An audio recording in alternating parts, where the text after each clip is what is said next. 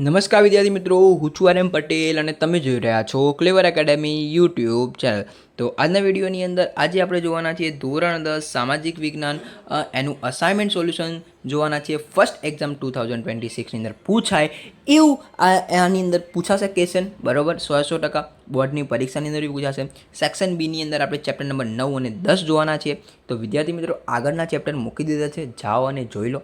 આપણે આખું section B મૂકી દઈશું કમ્બાઈન કરીને, ચિંતા ના કરશો. તો ચલો વિદ્યાર્થી મિત્રો, તમારો ટાઈમ વેસ્ટ ન કરતા વિડીયોની શરૂઆત કરીએ.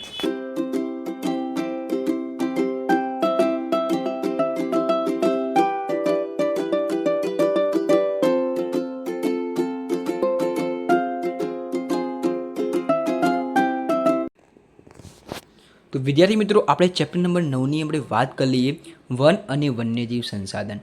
એમાં પહેલો પ્રશ્ન છે, અભયારણ્ય એટલે શું? મોસ્ટ આઈએમપી પ્રશ્ન છે, બરાબર. 2 માર્ક્સની અંદર પૂછાયેલો પ્રશ્ન છે. જે વન્યજીવોના અસ્તિત્વ પર જોખમ હોય તેમના સંરક્ષણ અને સંવર્ધન, ઓકે વાંધો નહીં, જોખમ હોય તેમના સંરક્ષણ અને સંવર્ધન માટે સુરક્ષિત કરાયેલો વિસ્તાર. શું? જે વન્યજીવોના અસ્તિત્વ પર જોખમ હોય તેમના સંરક્ષણ અને સંવર્ધન માટે સુરક્ષિત કરાયેલો વિસ્તાર હોય તેને અભયારણ્ય કહે છે. અભયારણ્યની સ્થાપના રાજ્ય સરકાર ચોક્કસ કાયદાકીય પ્રક્રિયા દ્વારા કરી શકે છે. ત્રીજું, સ્થાનિક સત્તાતંત્રની મંજૂરી મેળવીને પાલતુ પશુઓને ચરાવવાની છૂટ મેળવી શકાય છે. ઉદાહરણ તરીકે ગીર અભયારણ્ય, પેરિયાર, નળ સરોવર અને પક્ષી અભયારણ્ય. પહેલામાં વ્યાખ્યા લખી, જે વન્યજીવોના અસ્તિત્વ પર જોખમ હોય તેમના સંરક્ષણ અને સંવર્ધન માટે સુરક્ષિત કરાયેલો વિસ્તાર એટલે અભયારણ્ય. બીજામાં તેની સ્થાપના વિશે લખી. ત્રીજું, છૂટ મેળવી શકાય છે.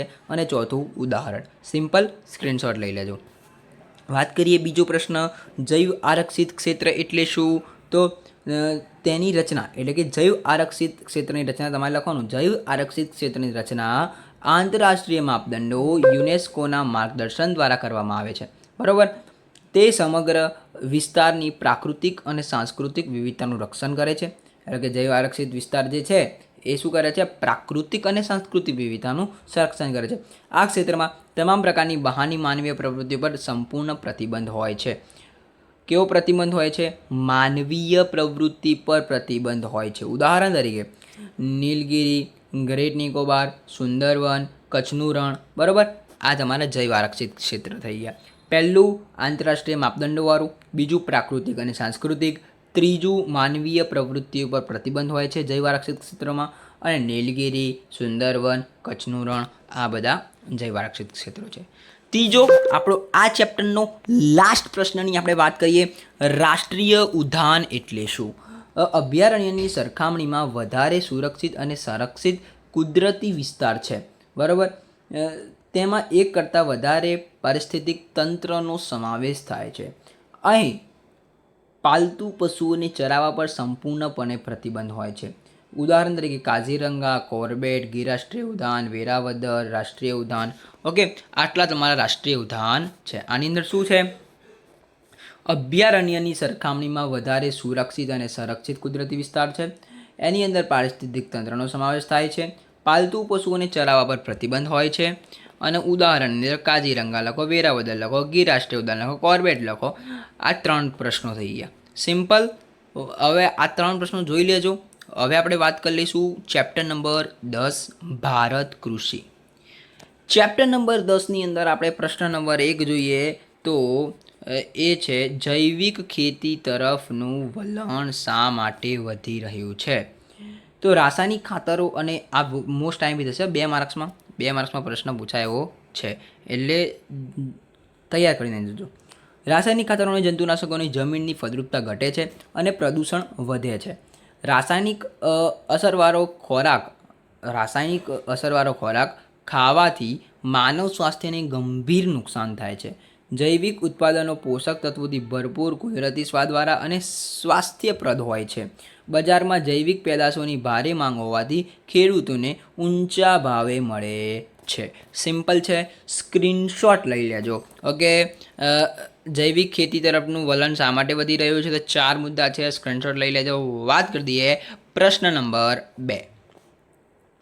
ભાલ પ્રદેશમાં કેવા પ્રકારની ખેતી થાય છે અને કયો પાક લેવાય છે? ભાલ પ્રદેશમાં મુખ્યત્વે સૂકી ખેતી કરવામાં આવે છે. ભાલ પ્રદેશમાં કેવી ખેતી કરવામાં આવે છે? સૂકી ખેતી કરવામાં આવે છે. ચોમાસામાં જમીનમાં સંગ્રહાયેલા ભેજના આધારે ચોમાસું પૂરું થયા પછી પાક લેવામાં આવે છે. અહીં વિશ્વ પ્રસિદ્ધ બાલિયા ઘઉંનો પાક લેવામાં આવે છે.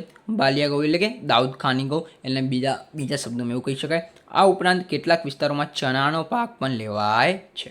સ્ક્રીનશોટ લઈ લેજો. ભાલ પ્રદેશવાળું થઈ ગયું. વાત કરી દઈએ ત્રીજો પ્રશ્ન આપણો, હરિયાળી ક્રાંતિ એટલે શું? Very very very very IMP પ્રશ્ન છે. હરિયાળી ક્રાંતિ એટલે શું? સુધારેલા બિયારણો, રાસાયણિક ખાતરો, જંતુનાશકો અને સિંચાઈનો સઘન ઉપયોગ કરવો, એને શું કહેવાય? હરિયાળી ક્રાંતિ. ખેતીમાં આધુનિક યંત્રોના ઉપયોગથી કૃષિ ઉત્પાદનમાં થયેલા વિક્રમજનક વધારાને હરિયાળી ક્રાંતિ કહે છે. મુખ્યત્વે ઘઉં અને ડાંગરના ઉત્પાદનમાં અભૂતપૂર્વ ઉછાળો નોંધાયો. ભારતમાં અનાજની આયાત કરતો દેશ મટી અનાજ ક્ષેત્રે સ્વાવલંબી અને આત્મનિર્ભર બન્યું. Okay, simple. આ થઈ ગયું હરિયાળી ક્રાંતિ. વાત કરી લઈએ આગળ, મકાઈનો ઉપયોગ જણાવો. આવી પૂછાતો હોય છે ઘણીવાર પ્રશ્ન. મકાઈ પહાડી અને ગરીબ લોકોના મુખ્ય પૌષ્ટિક ખોરાક તરીકે વપરાય છે. મકાઈ કોનો પૌષ્ટિક ખોરાક છે? તો ગરીબ લોકોનો પહાડી અને ગરીબ લોકોનો મુખ્ય પૌષ્ટિક ખોરાક છે. તેમાંથી પોપકોર્ન, રોટલા, ઢોકળા અને વિવિધ ખાદ્ય વાનગીઓ બને છે. મકાઈમાંથી ખાદ્ય તેલ, ગ્લુકોઝ, સ્ટાર્ચ અને આલ્કોહોલ બનાવાય છે. મકાઈમાંથી શું બનાવાય છે? ખાદ્ય તેલ, એટલે આપણે જે ખાવાનું જે તેલ હોય એ બનાવાય, ગ્લુકોઝ બનાવાય, સ્ટાર્ચ બનાવાય, આલ્કોહોલ બનાવાય. પશુઓ માટે પૌષ્ટિક દાન અને મરઘા બતકાના ખોરાક તરીકે બહોળો ઉપયોગ થાય છે. તો આ 4 મુદ્દા સ્ક્રીનશોટ લઈ લેજો. વાત કરી દઈએ આગળ, કોફીના પાકની અનુકૂળતાઓ જણાવો. 15°C થી 28°C જેટલું અનુકૂળ તાપમાન હોય છે. તમે લખી શકો કોફીના પાકનું તાપમાન 15°C થી 28°C જેટલું હોય છે.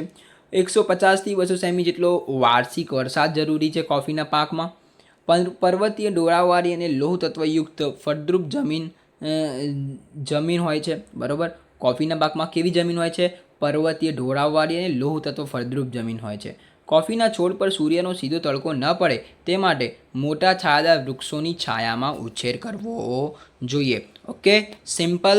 તો આ પ્રશ્ન હતો તમારો કોફીવાળો. જોઈ લેજો, કોફીવાળો બી ઉપયોગી છે જ. વાત કરી લઈએ લાસ્ટ પ્રશ્ન, એટલે કે ખરીફ પાક અને રવિ પાક વચ્ચેનો તફાવત લખો. બરાબર. તો એની અંદર સમય ચોમાસાની શરૂઆતમાં લેવાતો પાક છે. શિયાળાની ઋતુમાં લેવાતો પાક છે રવિ પાક. સમયગાળો ખરીફ પાકની અંદર જૂન જુલાઈથી ઓક્ટોબર નવેમ્બર. પછી રવિ પાકની અંદર ઓક્ટોબર નવેમ્બરથી માર્ચ એપ્રિલ. વાતાવરણની અંદર વધુ વરસાદ અને ભેજવાળી આબોહવા, ઠંડુ અને સૂકું વાતાવરણ અનુકૂળ.